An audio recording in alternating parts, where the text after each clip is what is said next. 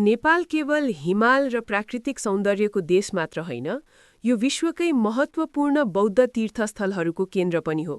यहाँ लुम्बिनी, स्वयम्भूनाथ, बौद्धनाथ, मुक्तिनाथ, कुशीनगर सम्बन्धित स्थलहरू, थापाथली, गोरखनाथ मठ मन्दिरहरू जस्ता अनगिन्ती पवित्र स्थलहरू छन्। तर आजसम्म यी सम्पत्तिको पूर्ण उपयोग विश्वभरका बौद्ध पर्यटकलाई आकर्षित गर्न पर्याप्त भएन।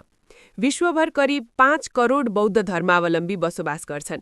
यदि केवल 1% अर्थात् 5 लाख बौद्ध पर्यटक नेपाल भ्रमणमा आए भने नेपालले प्रति वर्ष 60 देखि 78 अर्ब रुपैयाँ आर्थिक योगदान हासिल गर्न सक्छ। यसले केवल आर्थिक लाभ होइन, तर रोजगारी सृजना, स्थानीय उद्योग, हस्तकला, होटल भ्रमण, आयुर्वेदिक उपचार र वेलनेस पर्यटनमा पनि ठूलो असर पार्छ। यसका लागि हाम्रो रणनीति सरल छ। 1. प्रमुख बौद्ध तीर्थस्थललाई एकीकृत बुद्धिस्ट पिल्ग्रिमेज करिडोर बनाउने।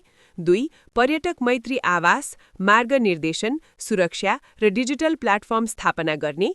3. अन्तर्राष्ट्रिय स्तरमा प्रचार प्रसार गर्दै विश्वभरका बौद्ध पर्यटकलाई लक्षित गर्ने।